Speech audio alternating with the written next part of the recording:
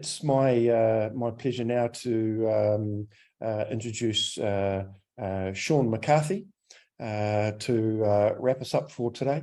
Shaun, as most people will know, is the chairman of Human Synergistics Australasia, and I had to grab the calculator on my phone, Shaun, to just calculate how many years you have actually been with Human Synergistics. It tells me 43. That's a lot of lessons learned in the leadership and culture space. Great to have you as our boss and our leader, mate, and over to you. Thank you, Neil. Tēnā koutou, everybody. I too join you from New Zealand, slightly north of Wellington on the coastline, where I've now been in this new hybrid work situation for quite some time. Before I go into some material to share with you as we close, I want to take the opportunity to thank the speakers. They do this of their own time and their own free will, and we're extraordinarily grateful for you folks to share your experiences, because this is what it's all about. It's really about, how it hits the road and what really happens out there on a day-to-day basis with this whole thing. I briefly want to talk about the notion of organisational culture to do with adaptation and integration. So I have talked a little bit about this in very high-level terms in some of the earlier conferences. There's been, what is it now, 23rd or 24th, so I've been to every one of those, one way or another, so I've presented a lot over the years.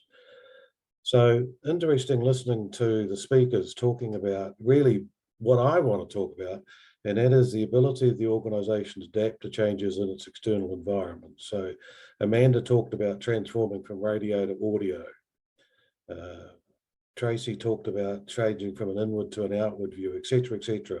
Transformation to deal with reputation with the public at large, dealing with current issues, etc. So I thought I'd put in front of you, and these are in no particular order, and they're simply what came out of my head when I decided to do this. So it's not an exhaustive list at all. We probably need multiple slides to do that. So I thought we'd look at it in terms of the external forces confronting organisations right now. And some of these have been mentioned. And I do want to make a comment about Sarah's comment around HR managers. So of course there's the mighty COVID. I mean, that goes without saying. It's changed the world. I received a text yesterday that a head of our Romanian business in Europe has now got COVID for the third time. And she says this makes the first and second time feel like a bad cold. So she's third time up and the worst yet. And so it's the gift that keeps on giving, I'm afraid. And all of the changes that of course brings with it. Supply chain issues, the war in Ukraine, etc., etc. They finally let the grain boat out yesterday, so that's going to change a little bit. But there are supply chain issues right across the world in every particular business. We're very familiar with the headlines now around the cost of hiring to do with inflation. Reporters are writing articles about now's the best time to ask your boss for a raise and all these kinds of things. So multiplicity of circumstances, we get pressures on the organisation to do with that. The potential recession, probably global, as a consequence of much of that other stuff that's just come before that. Global food shortages, technology and technology change and disruptive technology, etc., etc.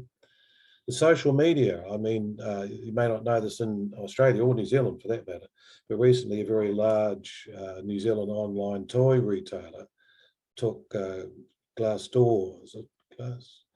Sorry, mental block, Glassdoor, I think, to court to de-anonymise people who had been ex-employees making comments about that organisation. And the court in the United States ruled that, in fact, they had to declare themselves. So this whole social media thing, the misinformation that goes with that, the rise of misinformation in politics, etc., people getting their news off Twitter, not the front page of the newspaper, and all of these types of changes. Climate change, of course. I mean, if we didn't think that was real, we sure as hell do now after this winter. Political shifts, political changes, political ideologies, employee well-being, more flexible work, hybrid work, whether it's work from home, work from house, office, whatever. The great resignation, whether you agree with it or not, there is still a large number of people leaving organisations right now. Therefore, talent scarcity, and of course, diversity and inclusion with a capital D and a capital I is here to stay. Now, the point I want to make around this, that I really hadn't thought about that until Sarah's comment about HR managers being burnt out.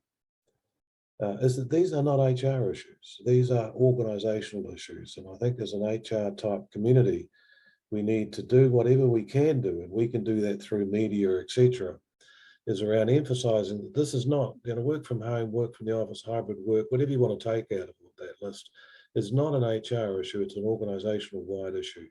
And it should be treated as an organisational wide issue.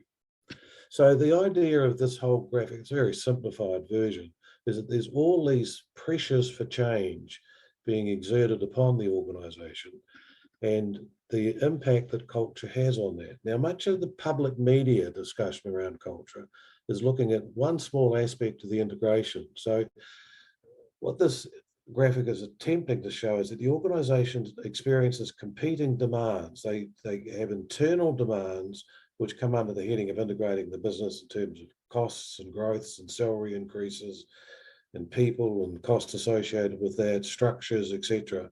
And there's external forces for change, which come under the heading of adaptation. And those are technically opposing each other. And so we get a status quo where the forces coming towards change equal the forces resisting change, and we go absolutely nowhere.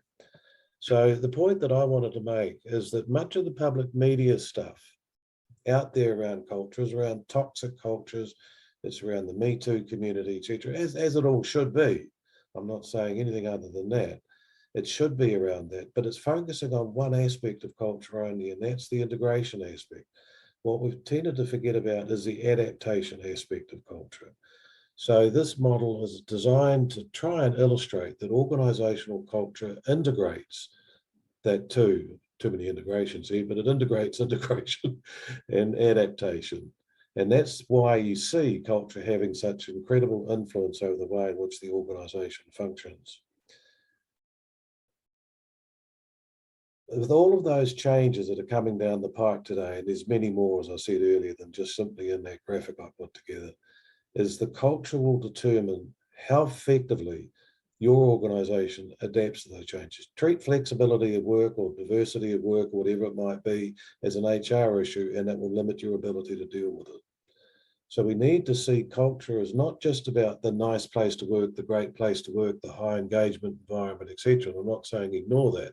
It's very important. But by focusing so much on that, we do run the risk of ignoring the adaptation part of it. How do we need to shift as an organisation in order to most effectively respond to these changes that are coming down the pike at such a fast rate? So I thought coming back to the circumflex is a good short way to try and describe that. So how the organisation integrates its subsystems.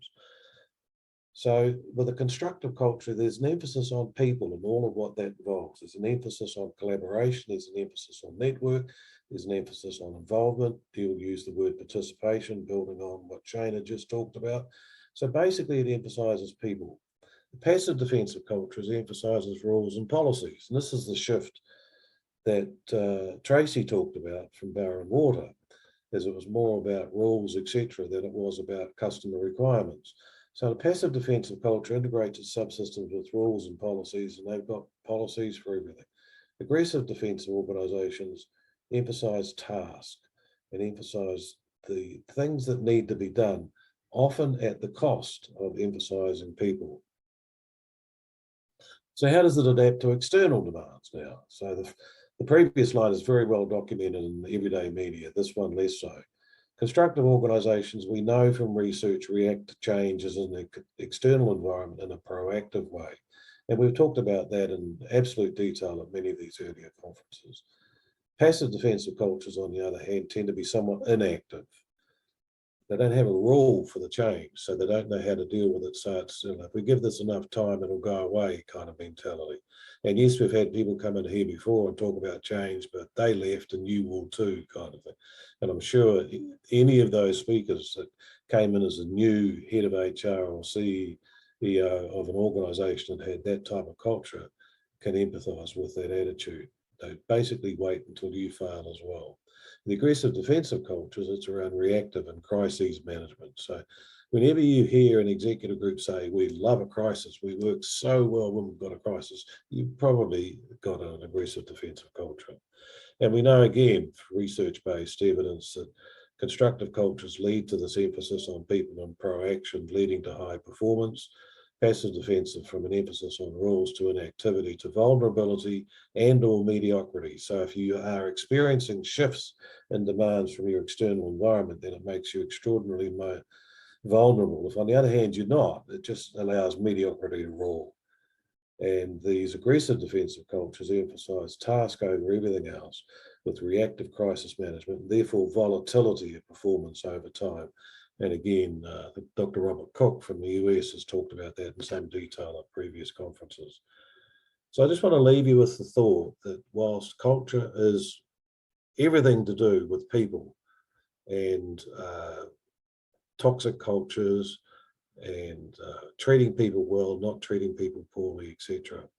It's also to do with how adaptive the organisation is to what's going on in its external environment.